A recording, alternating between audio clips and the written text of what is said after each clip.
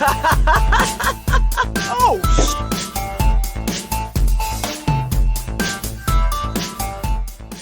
Hey friends, welcome to this week's episode of Dead Funny University. I am your host and fellow student Kelsey, and joining me today for the 28th episode in our Zelda semester is, of course, Chris. Hello, welcome. Surprise. Every time I try to be like, da da da, I keep doing this like, thing, and I don't know what's up with it. I hope it goes away soon. I'll just find something else to do, but at this point, we're committed to it.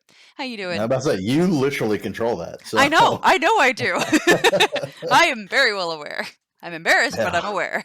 It's like I can't help you with that one. That is 100% on you. Oh man. Some people are just very put together in life, and I am not one of them. And if that's what you're looking for here on this channel, maybe fuck off. I don't think anybody's put together in life. I just No, I and don't think that exists. If they are, it's because they're trying to sell you something, and I don't know what that something is, but it is. Like, there's definitely sales involved. Yeah, that's fair. So we are picking up in the middle of this cutscene. Yes, correct. Yes, because I left you off on a cliffhanger last time of Midna being attacked, and then it went to a black screen. Exactly. Yes, and there's something in our head.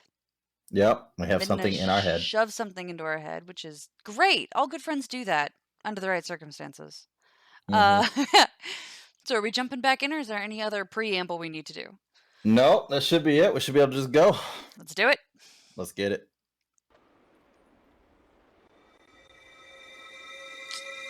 Shiny. Oh, we're together. Unexpected. I remember whenever Zant turned around, Midna wasn't there anymore. That's true. So the Light Guardian took both of us and teleported us out. But she is not doing well. Link hero chosen by the goddess. Go to the princess locked away in the castle. We get to meet Princess Peach? What? That princess holds the key. It can unlock. I was saying it's a joke. You got very concerned that I meant it. Like, I absolutely 100% was joking.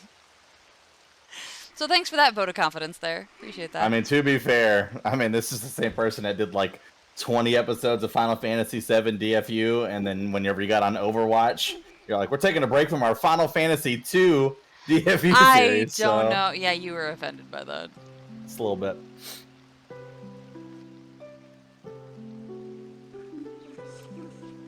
Please tell me, how do we break the curse on this one? Ooh. Who is this? Is this who we think it is? Is this Zelda? Well, yeah, we've already seen Zelda. That's true. She was wearing this exact outfit, and she took the hood down. I know. I remember.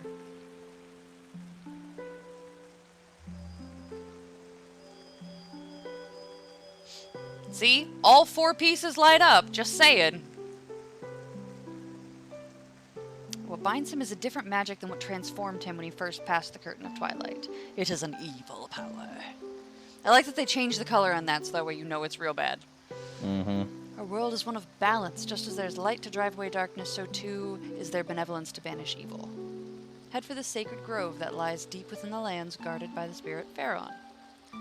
Another light spirit? There you will find the blade of evil's bane that was crafted by the wisdom of the ancient sages, the Master Sword. Yes, Master Sword. Sacred blade, evil can never touch.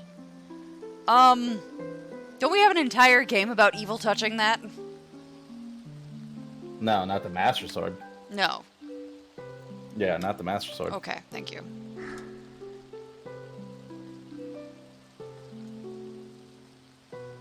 Like you, I have been granted special powers by the goddess.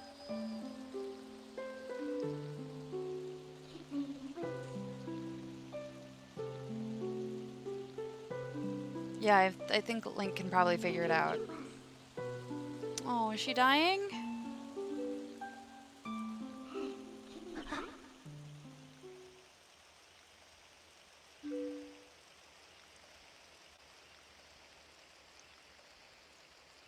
So, I believe I understand now just who and what you are. Because she's not behaving like a regular Twilly, right? Despite your Right. mortal injuries, you act in our stead.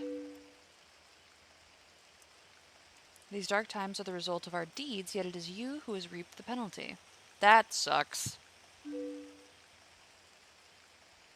Accept this now, Midna. I pass it to you.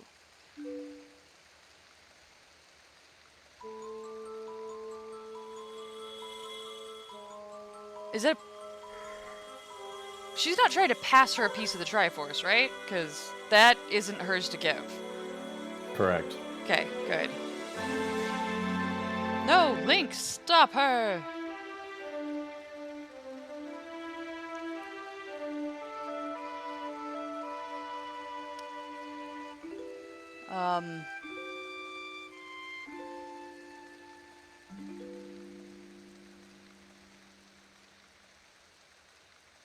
Hi? What has happened?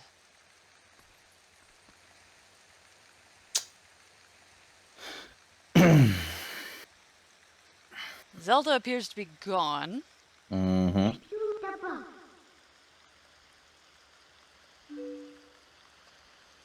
Did she pass on her life force to her or something? It would seem so. That seems problematic.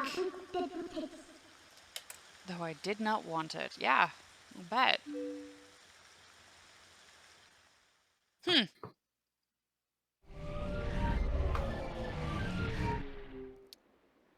So Zelda gave her life to save Midna, who has had a pretty much complete change of heart and is now... doesn't appear to be trying to screw us over.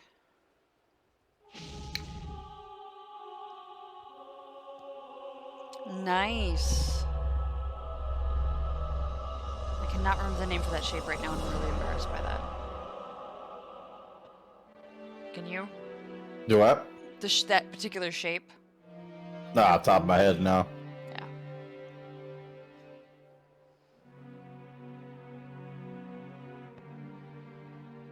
Wonder what's going on. What is that? Is that a gate? It's like a coming lock, close? if you will. A Yeah. lock? Okay. So, couple things. Yes. Obviously, we saw Zelda give up her life force in order to save Minda. Something that was very interesting that we should pay attention to is the fact that she said, I think I have a clue as to who you are. Yes, I did see that. So there's, kind of a little hint of some stuff to be coming, that Minda's a tad bit more important than maybe a lot of people thought up to this point in the game. She's not just a nobody. She may actually be Somebody. cool. Yep. And that there is a evil that is actually transforming us directly into this wolf now versus what happened the first time we went through the curtain. Which is why here we are back in the normal realm, but we are still a wolf. Versus we were only a wolf every time we were in the Twilight realm. I was wondering about that. I did notice and I was curious. Okay, cool. So something evil has been causing problems. Yep. On our way to the Master Sword. It was pretty funny because you pointed out the fact that they important stuff they put in red. Yes. And it's like, oh, pay attention to this. And it was funny because as you pointed that out, it made me start laughing. My playthrough of Final Fantasy II, they do that as well. But there's a system where whenever they say something in red, if you click on it, your character learns it as a quote unquote keyword. And that's kind of like the story progression of the game is you just run around asking all these random NPCs the keyword. And if they give you a little bit more information, then you know what you need to do and where you need to go. And it's by far the most infuriating system I've ever been a part of because every NPC that you come across, it's like, and the more you learn, the more keywords you get. So then in game, you're literally talking to somebody and if you're lost, that's all you have to fall back on. So then you start talking to everybody and you ask them every fucking keyword all the way down until you hopefully get some new information. No. And it's so boring. I love the game. I love the characters. I love the story, but that part, and that's also one of the Final Fantasies that gets shit on a lot because it's the only one where if you do damage to yourself, it can actually help level you up faster, which makes absolutely zero fucking sense. Yeah, So what? basically, like, the way to level up your health was how much damage you've taken a fight. So, like, let's say if you got a monster down and you're about to kill it, you could damage all your characters real quick and bring them down to really low, kill the monster, and then after the fight was over, you would get extra EXP towards leveling up due to the fact of how much damage you had taken throughout the fight. Interesting. Yeah, it's pretty fucking stupid for sure. So in other words, if you're going into fights and you're just fucking dick stomping people, you're not going to really do anything for your fucking levels because your health is so high. So Yeah, it actually it rewards people that are worse at the game. pretty much, yeah, exactly. So Hmm. Final Fantasy already has issues, but yeah, just it reminded me of that, and I started having fucking flashbacks, and yeah, it was not the best of times. Anytime I got lost, I was like, great, now I get to go ask everybody fucking the 20 questions game with the fucking keyword. Woo! So, anyways, so Sacred Grove, I thought this was kind of interesting. This is, I think, one of the first times in Zelda history where we have a major landscape renamed. If I'm pretty sure I'm correct about that. And that is that the Lost Woods was renamed to the Sacred Grove. The Lost Woods has kind of always been a staple as far as leading up to you finding the Master Sword, one, and two, also being able to Ocarina aside, and then also being just a kind of like a forest-ish type maze. So we show up, we see a spot where we can sing a song, we do the whole Zelda song, and out pops this little guy who is not going to look familiar to you at all, but you actually do know who this is. So, I can tell who this is because it came with a name. Did it? Oh shit! It did go with a name. Fuck. All right, well, that was that game. Welcome to the Skull Kid and the Twilight Princess. He looks a tad bit different. Yeah, he looks way fucking creepier, much less cute. And So you're okay with the name Skull Kid this time? No, I'm still pissed. That was I was about to say it, and I'm still pissed. Still mad. Still very, very mad. I do like his cape being that leaf. Like, I really like the cape that he's wearing. That's very cool. Yeah, that's fair. So yeah, got some little artworks of him. A lot of people actually did like this look for him a lot, but no one likes it over the original. So. No, the original was adorable. Why would we prefer this? Yeah. So he hops down, and he's kind of a little asshole. You basically are just doing nothing but chasing him throughout the Sacred Grove, trying not to get lost, trying to keep up with him, and every time you get to a spot where you can sing a song, he drops down, blows into his little fucking trumpet there, and it summons these puppets, is what they're called, and they come and fight you. Finally, you get to a spot where there's nowhere for him to run, but he can still summon the puppets, and you're trying to hit him. Only time you can get a hit on him is while he's in the middle of trying to summon these puppets. And then you kill the puppets, hit him, kill the puppets, hit him, do that over and over again until finally he leaves, because he just leaves. He just jumps up in the air, disappears, just says, haha, okay, bye. And that's it. Yeah. See, what I don't like is at the end of Majora's Mask, like, he was friends with Link. Like, I remember the carving where they were all together, and it was, like, really sweet and cute. So, why did they turn him into an enemy in this one? That's a great question, especially considering the fact that this is in the exact same timeline. And exactly right after that game. What the hell? What the hell? It's like they wanted Skull Kid to be an enemy, and they keep forgetting that they made him a very traumatized character, very sympathetic, very lovable, and then they're just like, nah, let's make him a bad guy. Nobody's gonna care. I fucking care. I haven't played the damn games. I'm so mad at them about this. That's funny. That's funny. Furious. Anyways, so then we have that whole situation going on. So once he leaves, you kind of see that he kind of had like this magical hold, if you will, over the territory. And so that kind of goes and it brings you to what is considered the actual Sacred Grove, but technically it's not the Sacred Grove. Is this nice little place where you got these big statues, that little circle spot. I couldn't find a better picture of it, but the circle spot in the middle there actually has a Triforce on it. Once you step in that middle spot, it activates, and then this happens to the landscape, which is kind of fucking interesting. Because Zelda's all about puzzles. Ooh. And every time you jump in a direction, those statues jump in that direction. So you got to try to get those statues back to their original spots. Oh. So you're not trying to kill them, because that would have been No. my first guess. Yeah, right, exactly. So once you do that, they will then open up the true Sacred Grove for you, which with the true Sacred Grove comes our actual Master Sword, which is fantastic. We see it as soon as we get close to it. It blasts Midna completely off of us, not hurting her, but gets her off of us and starts to destroy the darkness that is around Link, which is, the wolf form, and transforms Link into our hero. And we finally get to see our hero pull and wield the Master Sword once again, which is fantastic, as always. Very cool. Is this a big moment where there's lots of music and all that jazz? Oh yeah, we're definitely gonna go into a cutscene, so you'll be able to see it. Brilliant. But something I wanted to talk about before we go into that is that when we do pull that out, Minda pulls out it's called a shadow crystal. She says it's the true embodiment of evil. This is what was shoved in our head. So this is the interesting part. What? Because hold on, this is the interesting part. Because Midna, when we watch the cutscene, it looks like Midna's putting it on her head. She makes it sound as if damn, I can't even think of his name now. The fucking bad guy, Zant, is the one that put it in our head. Because that we specifically saw the orange and the black, and Midna was the one that was at our head. But she specifically says Zant is who put that in us. So, something to just keep in mind there. Huh. Yeah, I know. It's interesting. That's weird.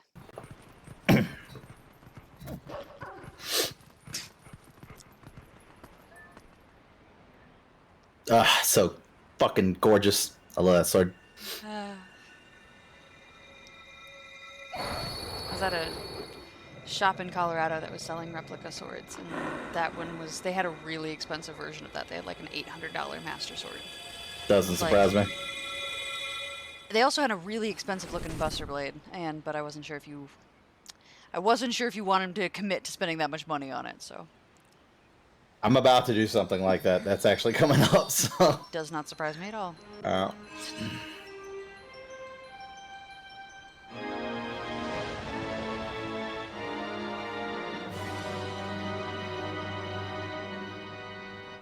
Awesome sauce. The sword accepted you as its master. She looks very surprised by that. She's repeatedly said, Link, the hero chosen by the goddesses. Well, she's not saying that. That's the goddesses actually saying that. Oh. They're just kind of telling you the story, if you will. It's weird. I know.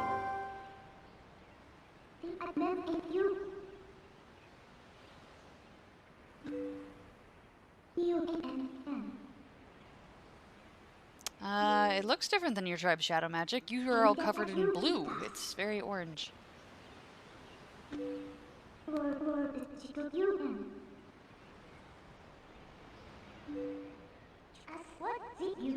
If we keep it, you'd be able to transform into the beast anytime you wanted. Since Saint gave it to us, we should be thankful and use it all we can.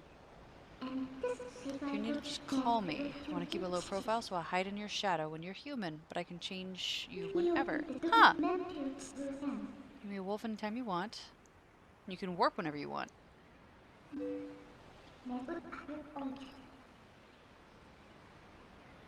I honestly really like Midna. But she seems sketch. Oh, yeah. Yes. But she also doesn't appear to be falling in love with Link, so I appreciate that.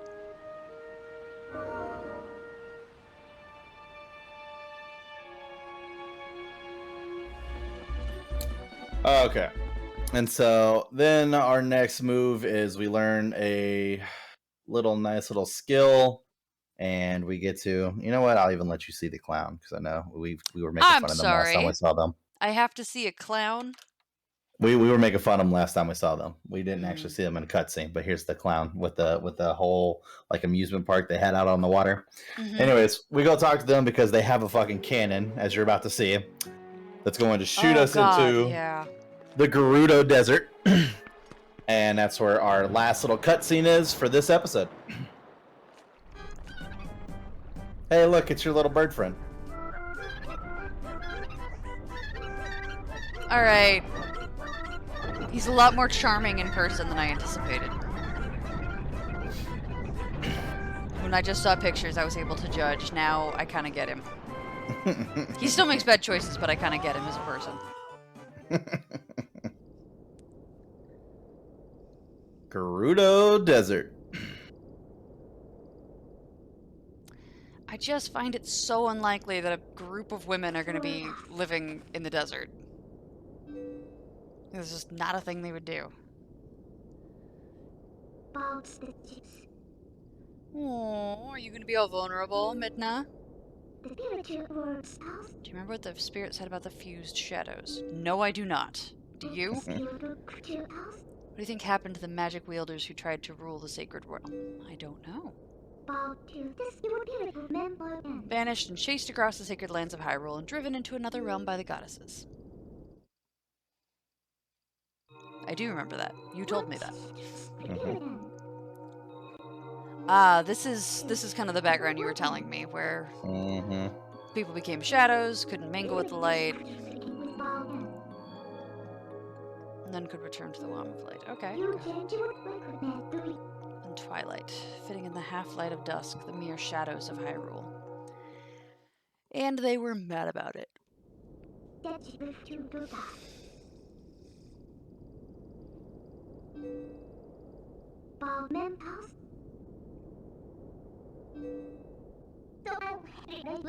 I'm a descendant of the tribe that was banished from the Twilight Realm. I mean, yes, obviously. She didn't think it was that obvious. Oh. It was a peaceful place until Zant took control and transformed all of the Twilly into beasts. Yeah, Zant seems like the real asshole here.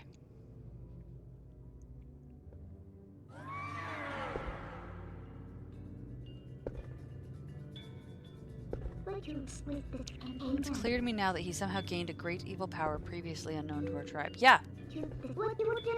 In any case, I was sent from there and could no longer get to the Twilight Realm without his power.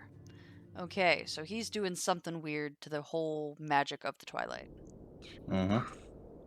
But there's another tale told by my people. Very nice. So the goddesses forbade us to return to the world of light. They left one link between the light and the darkness. Is this why his name is Link? No. Okay, something called the Mirror of Twilight was passed to the protectors of Hyrule. I was ready to be very annoyed. Could you tell?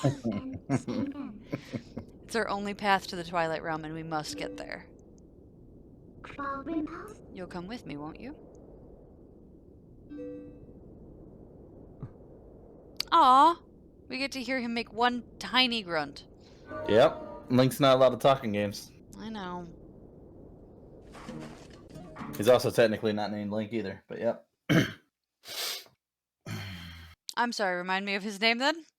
Nintendo allows you to name Link whatever you want to, so... Oh, so Link can have any name.